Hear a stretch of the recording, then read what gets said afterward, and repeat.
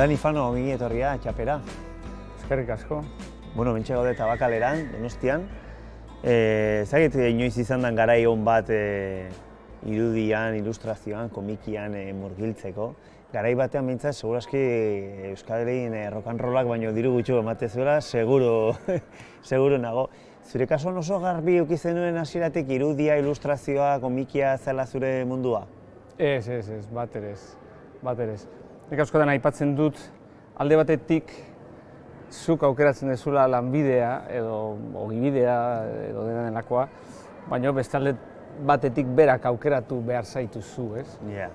Eta nik ikasketak hezkuntza fisikotik eta kiroletik juntziran, hasi nintzen bi lanak uztartzen eta azkenean marrazkia gailendu zen edo hasieran marrazkia eta gero komikia gailendu zen besteen gainetik. Orduan, bai izan da hautazko bide bat, baina gero atea zabaldu zait, ez? Claro.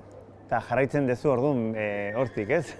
Bai, oraingoz ez diate... Oraingoz gorputz heziketarako horretara ez zara iritsi. Ez diate atea itxi, beraz, jarraituko dugu.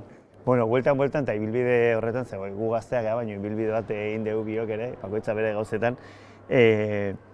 Xabiroi aipatzea ezinbestekoa da, ezta? Xabiroi bai izan da euskal komikigintzan jende askok aipatzen dut, aitortzen duen referentzia bat, ezta? Bai, nik uste gauza asko aldatu zitula Xabiroik, ez? Xabiroi 2005ean sortu zen, hain zuzen, segurazki euskal komikiaren, eta ez bakarrik euskal komikia, inguruko komikiaren, Frantziako paradisua, merkatu frankofonoko paradisu hori aparti utzita, garai nahiko ahul batean edo eskaz batean, ez? Garai hortan ia ez zegoen nun publikatzerik, ia ez zegoen berritasunik urtean, euskal komiki berritasunak ia ez zegoen. Garai hortan Xabiroi sortu zanean, Astiberri ere, gutxi gora bera, garai berean pixka lehenago sortu zen, eta hasi ziren gauza batzuk mugitzen, ez? Eta batez ere, eta hori da aldizkari batek daukan indarra eta izateko funtsa, jarraitasuna duen publikazio baten inguruan sare bat sortzen da. Orduan, sakabanatuta zegoen egile multzo bat saretu zen aldizkariaren inguruan. Ardi galduak bezala, ez?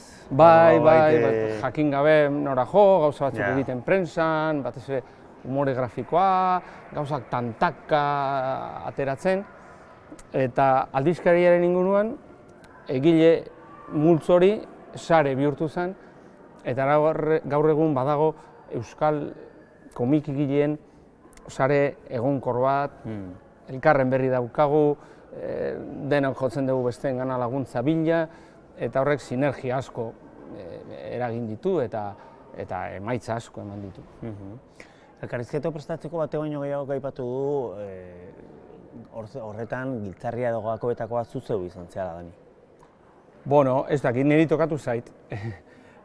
Berez ideia ez zan nire izan, Nik neramatzan hainbat urte ikastolen elkartearentzat batez ere material didaktikoa ilustratzen, baina bazekiten nire komikirako joera. Nik garai hortan egiten nuen komiki bakarra prentsan zen, umore grafikoa, hainbat aldizkari edo mediotan. Baina beraiek proposatu zieten. Garai hortan oraindik Ipurbeltz bizirik zegoen, baina Ipurbeltz zen adintarte txikiago batentzat. Eta hauek ikusi zuten zulo hori, ez? Nerabe ja heldu den horrentzat ez zegoela bat ere, komikian ez zegoen bat ere. Eta proposatu zieten. Orduan, nahi hor egotea tokatu zait. Zer egin dut ez dakit. Bueno, hortxe dago, indezuna. Hortxe dago, ez dakit. Bueno, aldizkaria argi dago, nik zuzentzen dudala, baina gero hortik haratago batek daki. Honaino iritsita Elgetaren pasarte edo kapitulu ezberdinak argitaratu dira aldizkarian, eta gero album edo, ez egin nola ditzen zuk albuna, komiki liburua nola ditzen zu, albuna ditzen dira. Bai, albuma, normalen albuma bilakatu da, Mauriziare bidean da. Euskal kulturan ikono klasiko dien horiek zentzu bikoitzarekin behar bada egin zuten aldarrikatzeko, baina behar bada memorian ez galtzeko, ez belaunaldi berrientzat, ez? Bai, hau dena Trikitixa elkarte, Euskal Herriko Trikitixa elkartearen proposamen bat izan zen. Hainbat urteko ibilbidea izateak hori albidetzen du, ez? Ezagutzen zaituzte, ezagutzen dute Xabiroi. Sinergiak aipatu dituzunean ere, besteak beste honi buruz ari zara. Hori bera da, ez? Batzutan gertatzen dira Xabiroin bertan eta beste batzutan Xabiretik kanpo. Baina hau Xabiroin bertan izan zen eta Trikitixa elkarteak proposatu zigun, batzuten helburu bezala euren ondarea jakinarazi o zabaldu, eta komikia irutitzaien oso bidea proposa, eta hala da. Lehenengo saiakera Elgetarekin egin genuen, eta orain nahi gera Maurizial Iturriagaren inguruan. Eta bietan ere, esango nuke, badala artea, bada kultura, bada musika, baina bada ere zerbait esan nahi izan hau da. Eta horrek eramaten hau zuri galdetzea zuzeu, normalen zure lanekin ere zerbait adierazi, mezun bat egon behar du, ez, kultur jardueren batean. Nire ustez bai, nire ustez galdera ez da zer, da zertarako. Zer nahi zen, ni izan naiteke gauza asko, baina izan naiteke komikigile, marrazkilari. Eta suerte izan dut, gizarteak aitortu didala nahi izate hori. Baina hori ez da nahikoa. Nik daukadan gaitasun hori zertarako jarri nahi dudan hori da galdera, ez? Eta bai, ni esataria naiz, kontalaria naiz. Nik zerbait kontatu behar dut. Besterik gabe ariketa estetiko batek ez nago betetzen. Orduan, jakina, nik zer den artea, ez da bai da sakon eta segurazki antzua ere bada. Baina niretzat bai da komunikazio ekintza bat. Orduan, zer esan nahi desun hori,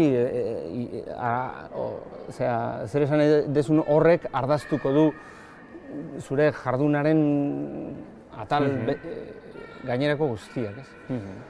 Orduan bai, nik uste hori dela iturburua, ez? Zer esan nahi. Eta zer horrek sinergia horietan ere bilatu dituzu askotan harreman asko irudigi eta komikilari ez dienekin, ez? Esan dut idazle, pentsalari, hori ere zuke bilatu duzu. Ze izan daiteke, gerta daiteke ere behar bada urtean poderioz aspertu egin zara behar bada zure gremiokoekin eta beste gremiokideekin aberastu nahi dezula edo? Edo ze izan da? Ez, kontrakoa. Besteak oso aspertuta ikusten ditugun eta erakarri nahi genituen komikira. Ez, txantxa da. Kontua da, gutako askok, ez dugula, komikigile guztiok ez dugu perfil berbera, ez? Eta batzuk oso marrazkilari dira, beste batzuk oso kontalari dira, eta hor nik uste bazterrekoa den edozein jardura adierazpen artistiko, laguntza pixkat ongi etortzen zaio, ez? Orduan, beste kontalari batzuk, beste adierazpen artistikoetan ibiltzen ziren kontalari batzuk gurera ekartzea eta bere kontakizuna komiki o binetaratzea, nik uste ekarri dula batez ere, aparte oso istorio interesgarriak ekarri dituztela komikira, ekarri digu beste foku bat. Orain adibidez aipatu dezuna Maurizia eta Elgetarekin ekarri digu musikaren fokua. Fermin ere Blakiz Beltza egiten hasi zenean ekarri zigun bezala. Orduan da beste foku bat bazterreko edo txikitsua den adierazpen artistiko batek asko eskertzen duela, ez? Baina ez ere bakarrik, gainera, bentsa ze kontalari erakarri izan ditugun, ez? Eider Rodríguez, Arkaitz Cano, Unai Iturriaga, orain Garbine, Ubeda, Iturriagana egiten, bueno, Koldo Izagirre, Elgetana, eta barrez, orduan, izan da indarrak batzea. Aipatu duzu horien artean, Koldo Izagirrekin Miguel Marmolen 11 eta bat jaiotzak liburua, hor liburuaren aurkezpena, hau hemen bai zu esatea izki larritan jarri beharko litzateke, ez? Hemen asko esaten da, ez? Lanketa handi ere egintzen duen, baina hemen okerrez banago, zer da hola idazle handi batekin lan egitea? Gainera, aipatu zenuen okerrez banago garai hartan, bazuela zen bat edo bazuela balio komikirako edo registro horretarako oso baliagarria zen idazle bazala aipatu zenuen. Bai, nik uste Koldok oso presente daukala irudia bere buruan. Eta jarduna egin ditu gidoiak, animazio filmetarako, egin ditu liburu ilustratuak. Irudia kontatzen badaki eta irudia irakurtzen ere badaki. Eta hori ez da gutxi. Noski, hemen Miguel Marmolen kasuan berak itzuli besterik ez zuen egin testua, baina Elgetan, gidoilari gisa aritu zenean, hasieran eduki behar izan zuen egokitzapen bat, ez da gauza bera, gidoi bat egin mugitzen den irudi batentzat, edo elipsia protagonista den irudi estatikoen kate horretarako, ez? Orduan, hor egin behar izan zuen egokitzapen prozesu bat, baina berehala hartu zion. Nik uste oso irudizko kontaralia dela, eta hori denei ez zaie gertatzen. Baina hori da ere lantaldea, osaltzen den lantaldearen eginkizuna, ez? Jakitea zer diren bakoitzaren baliabideak, ez? Zuk iruditan kontatzen ez jakiteak ez du esan nahi, ezin dezula komiki gidoi bat egin. Hortarako lagunduko dizu marrazkilariak. Hor... Dani, hemen komiki batzuk errituz, aro on xamarra bizi dugu edo zer utzi zaizu? Bai, dudarik gabe. Behintzat azkeneko urtetan izan dugun onena. Bai, ez? Urtero, eta ni ez bat ere gustatzen, eta ere gutxiago arteari buruz ari garenean, kantitatea hitz egitea, ez? Ahoa betetzen dugu, ez dakit zenbat nobedade, ez dakit zenbat, hori nahi benetan bosta jo. Hori bigarren mailakoa da kopurua. Nire ustez bai. Erreparatzen jezu kalitateari, ekoizpenei? Badu, esenerik badu, hainbesteko kantitatea balin badago, zerbaiten adierazle bada, noski. Baina nik uste dut urtero baditugula hainbat komiki on hemendik sortuta, gure begiradatik sortuta, guretzat eginak, guretzat munduarentzat egina, hori esan gabe doa. Baina euskaraz ere egiten dira. Euskaraz sortuta eta euskal ikuspegitik sortuta. Eta hori ez da hemen ohituta gaude gure kulturan indartsu izatera.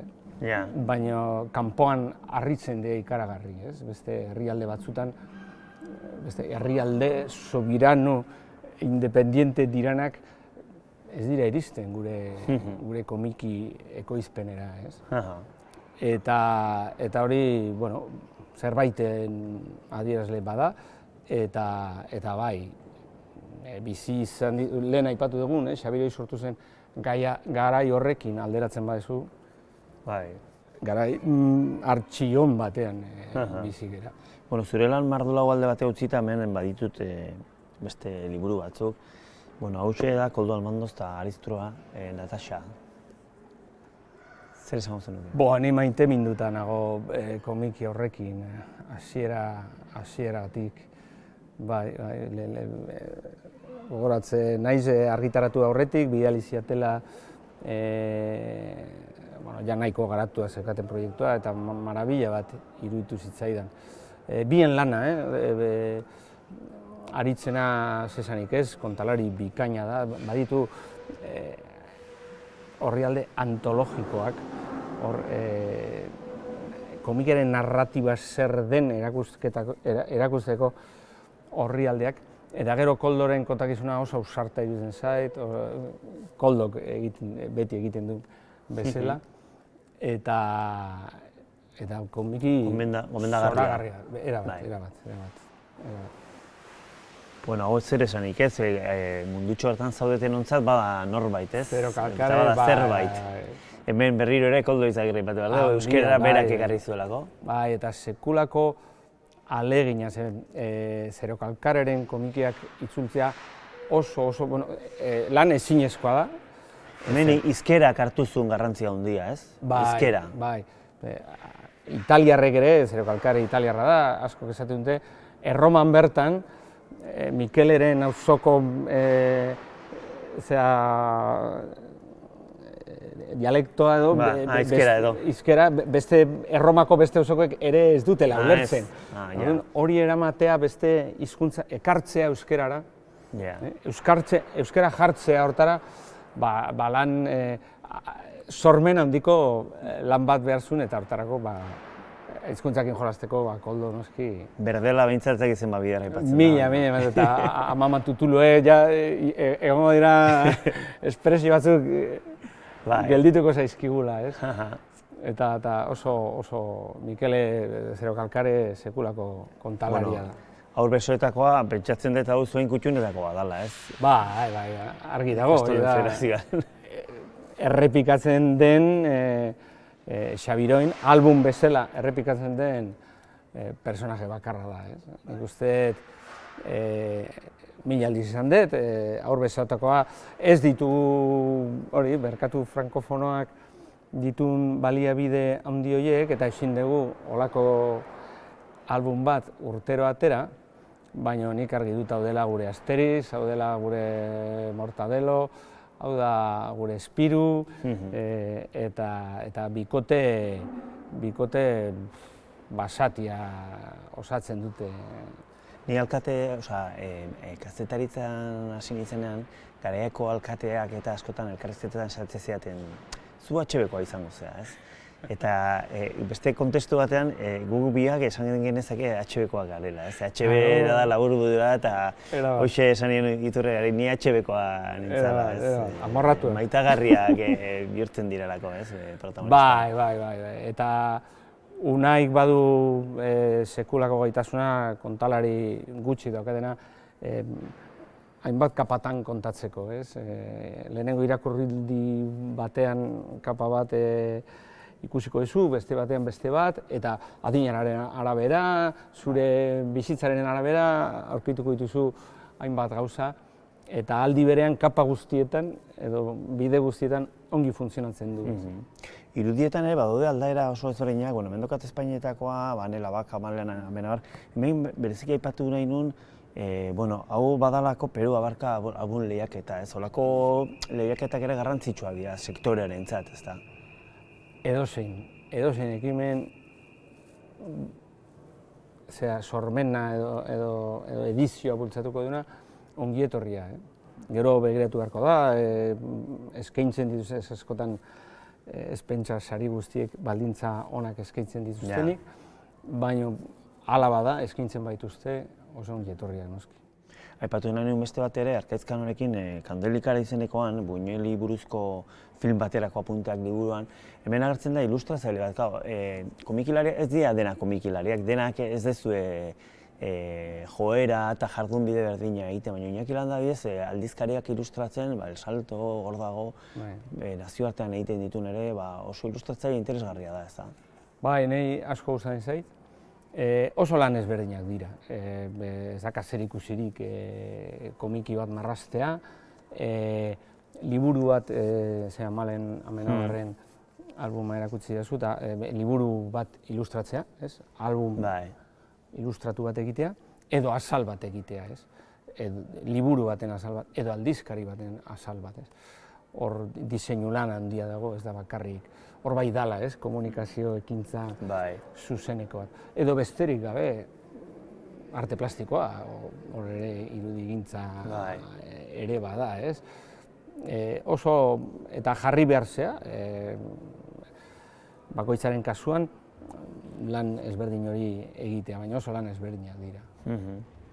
Zer beharko genuke komikigintza orain dana baino zabalduago edo izateko? Edo behar badeko ez duzu horretan pentsatzen, ez da egin eta egin zabiltzalako, baina zer egin beharko litzatekela iruditzen izu? Badagoelako formularik edo? Nik uste borondatea da. Asko hitz egiten ege, azken aldi honetan, euskal kulturaren transmisioaren inguruan, hor defizita handiak identifikatu dira, eta hor alarma gorriak piztu zaizkigu eta nahi dugu zerbait egin. Egin behar dugun lehenengo gauza da, gauzak egin, eta ondo egin. Alegia, lehenengo gauza da, komikia, novela edo filma eskutan izan eta hartzaileari eman, ez? Hortan jardun behar dugu. Egiten den, inguruan egiten den beste guztia zoragarria. Baina hortan jarri behar dugu arima eta jarri behar dugu dena. Orduan, lehenengo gauza borondatea. Komikia lehen aipatu dugu, ez? Orain askoz ikusgarriagoa dela edo askoz gehiago dagoela. Nik uste komikiak ere ahalegin bat egin dula, bai kontatzen diren gaiak, bai ikusten ditugun proposamen artistikoak asko zabaldu direla, askoz anitzagoa direla. Lehen 80ko hamarkadako komikia aztertzen baduzu, bat eta bakarra, eta hortik sartzen zinean edo ez. Gaur egun zaila iruditzen zait irakurle batek esatea, ez dut nire gustuko esera aurkitzen. Orain badago hori. Nik uste badagoela gauza, proposamena oso zabala dela. Bai euskerazko komikian, bai beste komikian oro har mundu osoan. Bueno, esan didazu erdi gaxorik etorri zela elkarrizketa, egia esan beste 2 ordu zegoen nitzake zurekin hizketa, baina bukatu horretik kontatzerik badago ze egitasmotan murgilduta zauden, orain epe motz, erdira, zerbait kontatzerik bai? Ba, erraza da kontatzea, ez dakat ezer eskuetan, eta ez dut izan nahi. Ez duzu izan nahi? Ez dut izan nahi. Zer da, burua freskatu nahi dezolako edo? Bai, ez dute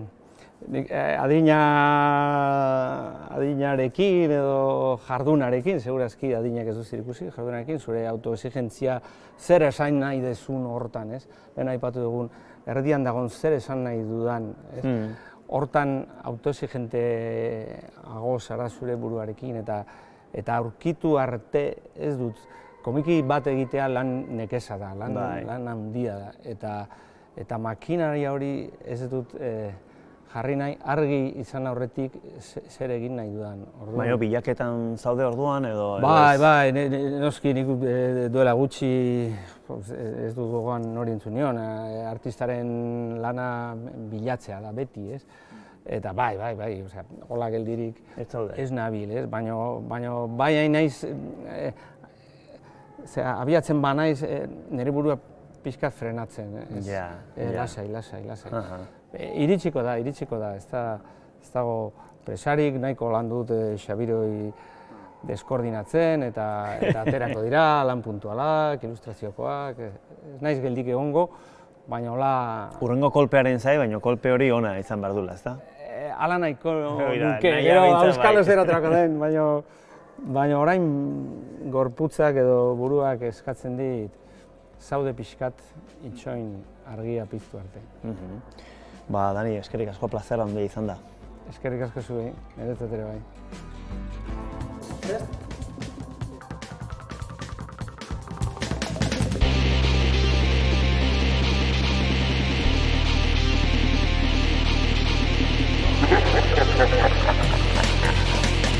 Komikilari batek ez du zertan graziosoa izan.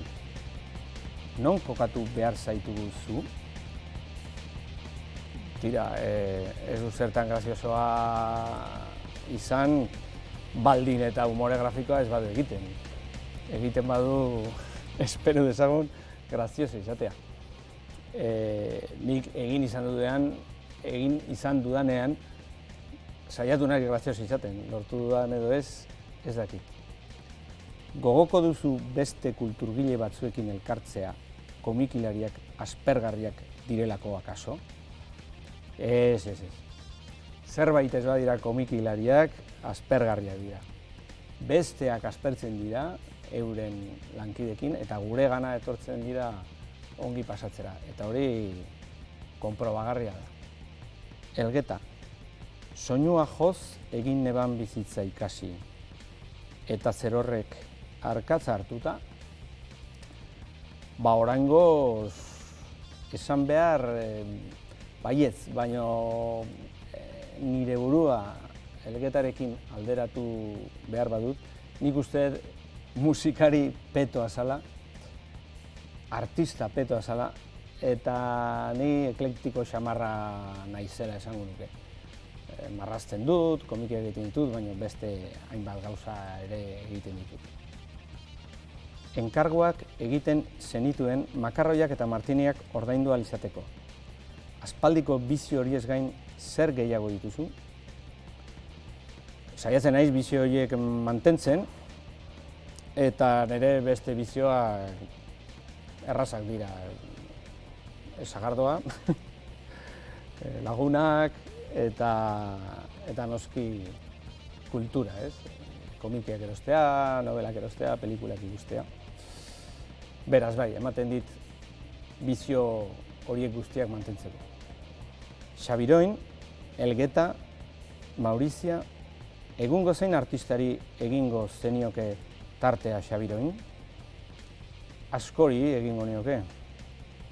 Baina behi da, krikitilari ez ari garela, Joseba Tapiari. Joseba Tapiak badu komiki bat baino gehiago, segurazki. Serie baterako ere emango luke Josebak. Komiki gehiago irakurriko bagenu, zoriontsuago izango ginateke. Erraza. Komiki gehiago irakurriko bagenu, zoriontsuago izango ginateke. Hola.